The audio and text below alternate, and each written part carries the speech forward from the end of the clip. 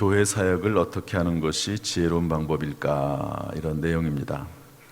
밑에 좀 설명을 우리가 좀 읽어볼 필요가 있을 것 같은데 한번 질문을 읽어보겠습니다. 다 같이 시작.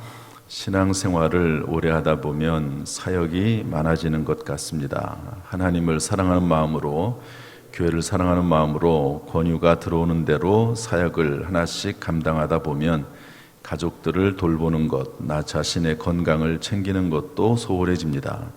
무리해서 섬기다 아프고 나니 사역과 여러 예배에 참여하는 일에 위축이 됩니다. 마치 사역을 많이 하고 예배를 많이 드리는 것이 신앙이 좋은 것처럼 생각이 되기도 합니다. 어떻게 하는 것이 지혜로운 방법일까요? 교회 일을 열심히 하다 보니까 건강을 해치기도 하고, 그래서 또 실제로 아프기도 했다는 거죠. 이게 과연 잘하는 걸까? 이런 질문을 한 번쯤은 다 해볼 거라고 생각이 됩니다. 이 질문을 제가 받아보고 제일 먼저 드는 생각은 참 고맙다, 이런 생각을 먼저 했습니다. 얼마나 감사합니까? 몸이 아플 정도로 그렇게 교회 일을 하고, 이런 분이 또 일반 여러 가지 다른 일들도 열심히 했겠죠. 그래서 먼저 감사의 말씀을 드리고, 이런 분들이 교회에 계셔서 지금 한국 교회가, 또 우리 교회가 여기까지 왔다고 생각을 합니다. 하나님께서 그 수고의 열매를 가정에 또 심령에 평생 허락하시기를 주님의 이름으로 축복합니다. 또 우리 모든 성도들도 마찬가지죠. 이 새벽에 나와서 다 이렇게 수고하고 헌신하기 때문에 나라 민족이 살고 또 교회가 사는 것입니다. 문제는 사역이 너무 많아서 지친다는 거죠. 이것은 이제 번아웃이라고 하는, 타서 다 없어져 버리는 거예요. 불타서 일을 하는 건 좋은데 너무 지치는 거죠. 이런 문제가 있습니다. 그래서 이 교육자들도 이 번아웃, 지쳐서 힘들어서 이렇게 막 병들기도 하고 그런 경우가 있거든요. 어떻게 하는 게 지혜로울까? 질문이 뭐냐면 어떻게 하는 게 지혜로울까? 지혜를 물었습니다. 그래서 성경을 근거로 해서 좀 말씀을 나누려고 합니다. 첫 번째로 주님의 사역을 하다 보면 지칠 수도 있습니다. 따라서 합시다. 지칠 수도 있다. 교회를 전혀 안 하는 분들이야 이럴 리도 없죠. 그렇지만 교회를 하다 보면 지칠 수 있습니다. 엘리야 같이 정말 하나님 앞에 열심히 일했던 분들도 지치죠. 한번 읽어보겠습니다. 오늘 읽은 말씀인데 왕상 열왕기상 19장 4절 시작.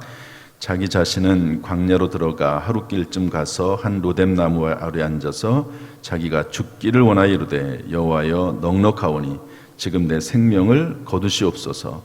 나는 내 조상들보다 낫지 못하니이다 하고, 지친 거죠. 하나님 이제 좀 차라리 내 생명을 좀 걷어가 주십시오. 너무 힘듭니다. 이 정도까지 된 거죠. 그런데 그럴 수 있다는 거예요. 사도 바울이나 예수님도 그렇고 지칠 수 있습니다.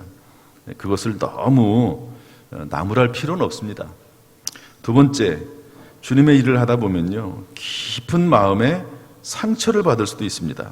우리 시편 55편 12절 14절 이 다윗의 시인데요, 제가 대학생 때 아마 이 시편을 읽으면서 많이 감동을 받았는데 한번 읽어볼까요?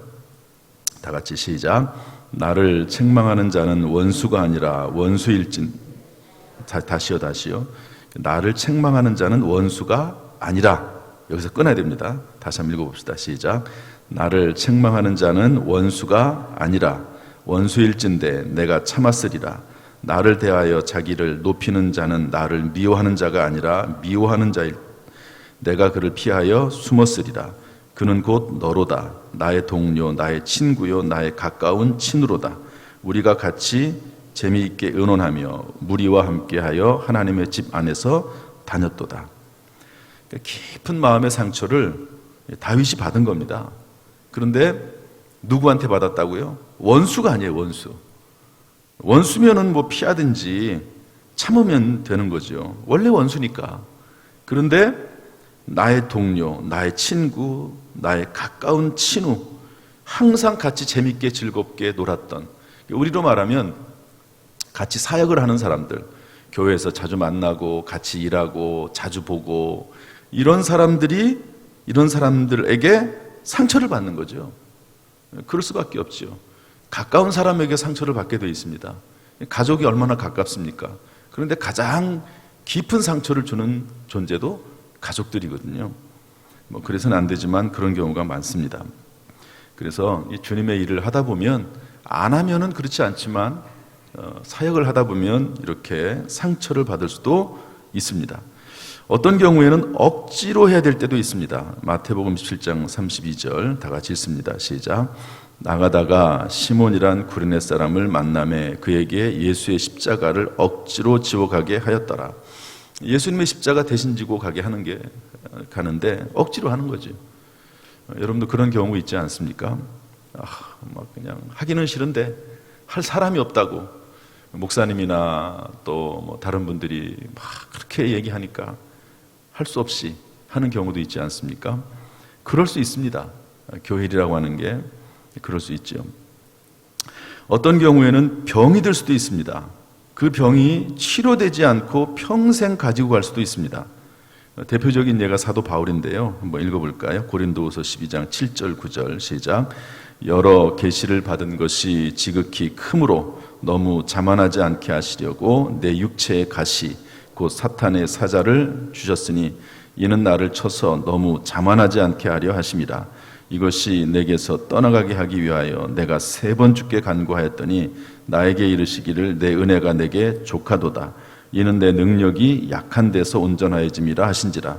그러므로 도리어 크게 기뻐함으로 나의 여러 약한 것들에 대하여 자랑하리니 이는 그리스도의 능력이 내게 머물게 하려 함이라. 주님의 일을 하다 보면 건강해야지 왜 하나님 건강을 주시지 않고 병이 들게 하십니까? 또 기도해도 치료해 주지 않습니까? 그럴 수 있습니다. 사도 바울도 그랬지만 아주 유명한 종교개혁자, 기독교의 역사를 완전히 바꿔놓은 분이죠. 물론 혼자 한 건 아니지만 그 마틴 루터라고 하는 분이 있습니다. 독일 사람인데 16세기에 이분의 별명이 있는데요. 종합병원이에요. 하나님 앞에 그렇게 크게 쓰임받은 분인데 온 몸이 다 병입니다.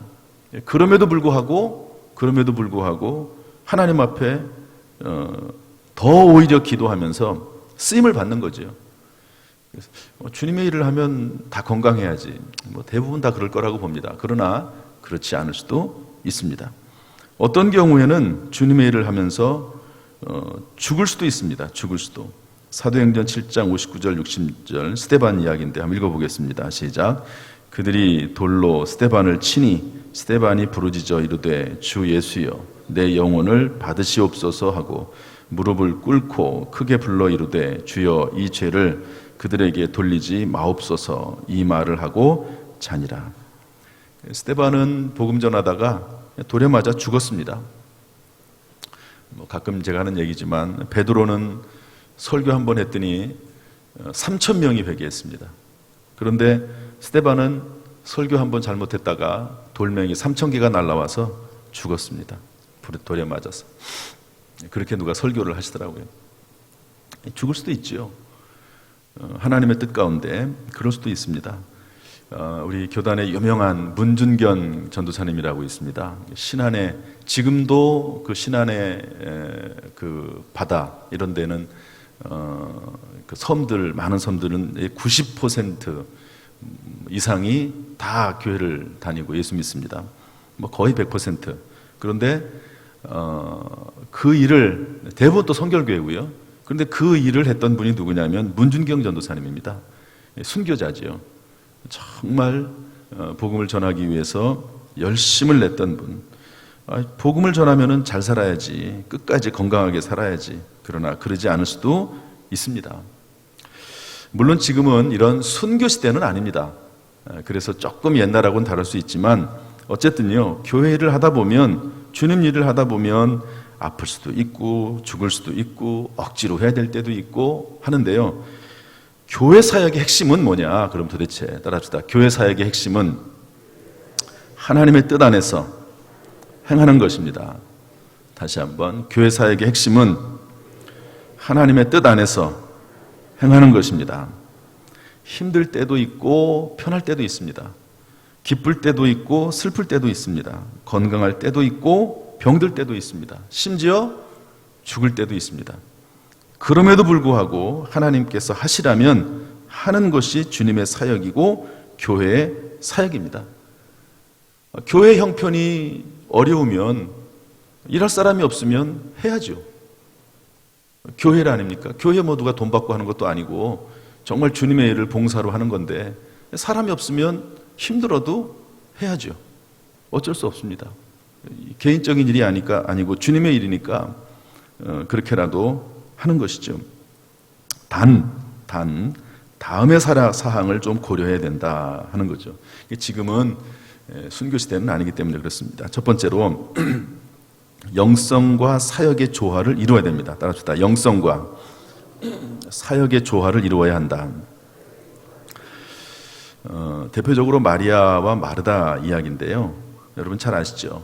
마르다는 예수님이 오셨을 때 열심히 일을 했습니다. 마리아는 일을 도와주지 않고 그것이 예수님 앞에 앉아가지고 예수님 앞에 잘 보이려고 마르다 눈에는 그렇게 보였겠죠. 일은 안 하고 예배만 드리고 앉아있네요. 얼마나 밉습니까? 그래서 이렇게 얘기하는데 한번 봅시다. 누가복음 10장 40절 42절 시작. 마르다는 준비하는 일이 많아 마음이 분주한지라 예수께 나아가 이르되 주여 내 동생이 나 혼자 일하게 두는 것을 생각까지 아니하시나이까. 그를 명하사 나를 도와주라 하소서. 주께서 대답하여 이르시되 마르다야 마르다야 내가 많은 일로 염려하고 근심하나 몇 가지만 하든지 혹은 한 가지만이라도 족하니라. 마리아는 이 좋은 편을 택하였으니 빼앗기지 아니하리라 하시니라. 그러면 마리아는 일을 하나도 안 하고 맨날 예수님 밑에서 말씀만 들었을까요? 그렇지 않습니다. 마리아도 일을 했죠. 그런데 이때는 말씀 듣고 싶은 거예요. 마르다는 그러면 맨날 일만 했나요? 그렇지 않습니다. 마르다도 말씀을 사모하고 그럴 때도 있는 거죠. 그래서 제가 여전도의 이름을 붙이면서 20대를 마리아라고 붙이고 30대를 마르다라고 붙였습니다. 이런 면을 보면 마르다 여전도회가 조금 불만일 수도 있겠다 하는 생각도 들지만, 그러나 교회에서 봉사하고 사역하는 것 아주 중요하거든요. 중요한 것은 영성과 사역을 함께 하는 겁니다. 함께. 그렇게 하라는 의미로 마리아와 마르다를 함께 붙여놨습니다. 마리아와 마르다가 서로 가지고 있는 영성과 사역을 조화시키는 거죠. 내가 영성을 세운다고 사역을 중단하거나 사역을 한다고 영성의 엉망이 되거나, 그것은 둘 다 성경적이지 않습니다. 사역하면서 영성도 세우고 영성을 세워가는 가운데 사역도 하는 것이죠. 그래서 이렇게 영성과 사역의 조화를 잘 이루어야지만이 장기적으로 오래 사역할 수 있습니다. 목회자들도 마찬가지고요. 두 번째로 혼자 앞서지 말고 동행하는 법을 배워야 합니다. 함께하는 법을 배울 때 지치지 않고 재미도 있습니다. 왜 지치냐면요, 함께하지 않아서 그래요. 재미가 없어서 그래요. 함께할 줄 아는 법을 배워야 됩니다. 전도서 4장 9절 10절 말씀 읽어보겠습니다. 다 같이 시작.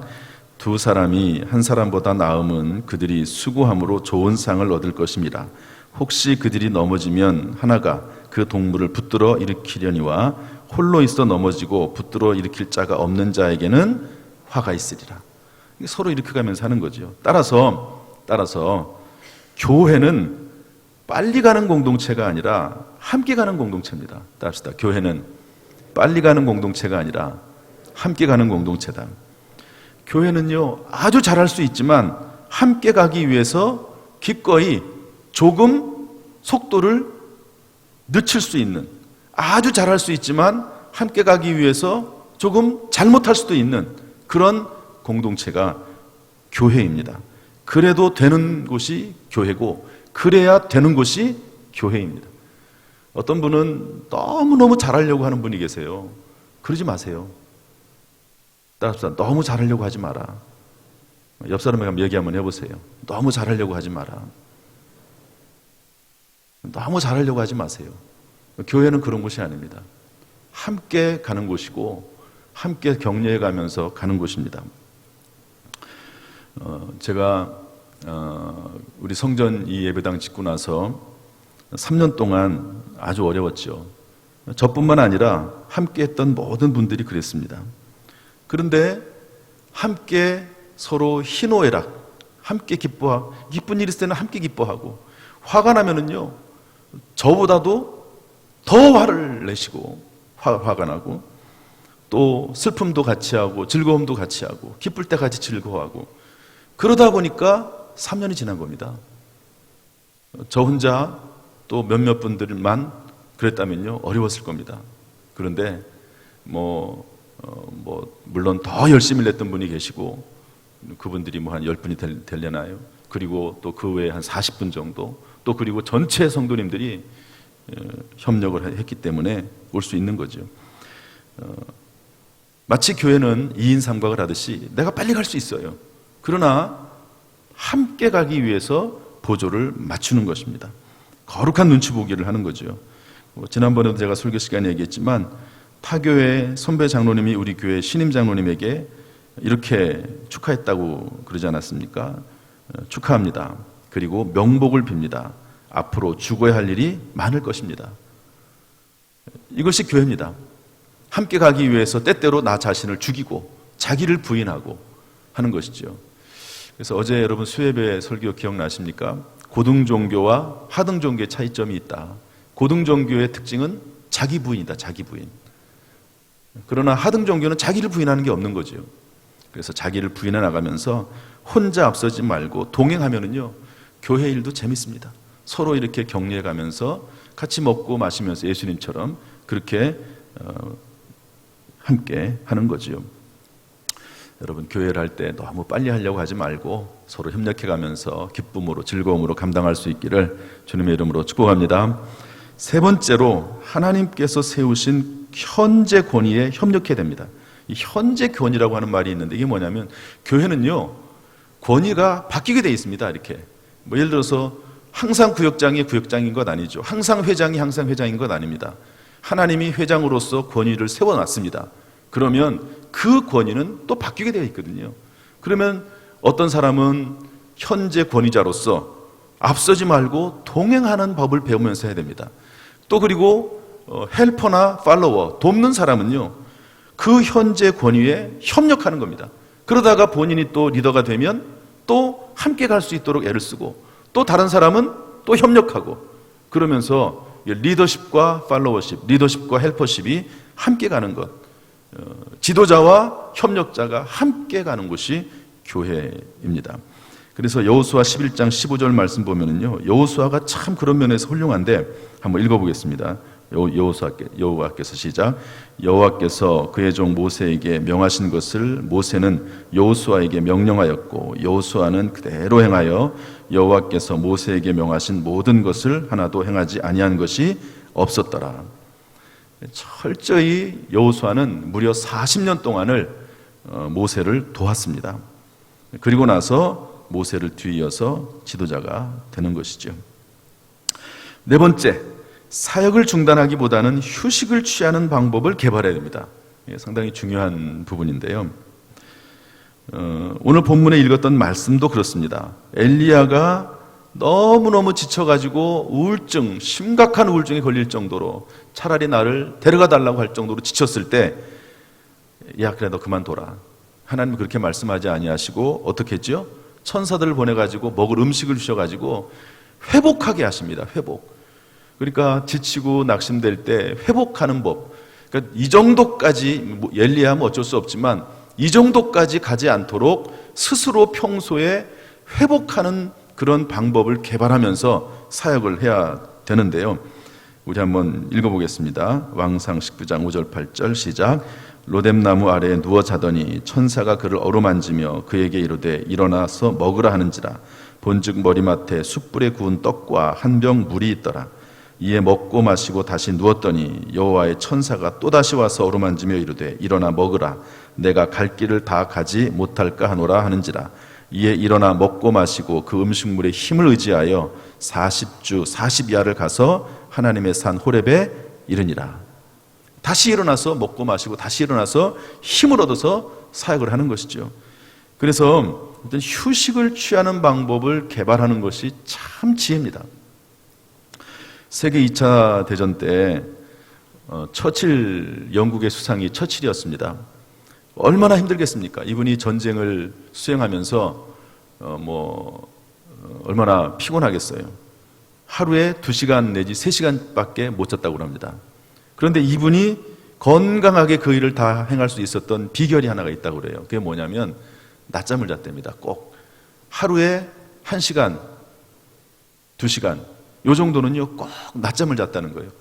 바빠도 그 시간을 떼어놓는 거죠. 밤에는 그 당시에는 세계 전쟁이다 보니까 낮밤이 없는 것 아니에요. 전부 나라마다 시차가 다르니까 어느 때는 새벽에도 일어나야 되고 또 밤늦게까지 일도 해야 되고 그러니까 2-3시간밖에 못 자는데 낮잠을 잤다는 거죠. 그러니까 본인 스스로 이 처칠에게 맞는 휴식하는 방법을 스스로 터득한 겁니다. 그런 것처럼 꼭 이렇게 할 수는 없습니다. 자기 자신에게 맞는 휴식하는 방법이 있거든요.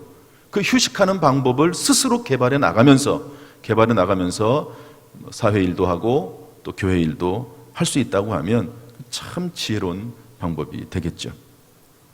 마지막, 그러나 이런 경우도 있습니다. 하나님의 분명한 인도하심 가운데 사역을 이양해야 될 때도 있습니다.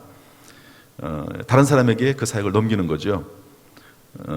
필요합니다. 이것도 평생 내가 어떤 분은 성가대 평생 내가 한다, 교사 내가 평생 한다, 또 어떤 경우는 구역장 인도자 내가 평생 한다. 좋습니다. 얼마나 거룩한 사역을 감당하는 게 좋습니까? 그런데 어떤 경우는 또 하나님께서 일단 잠시 좀 내려놔라 할 때도 있습니다.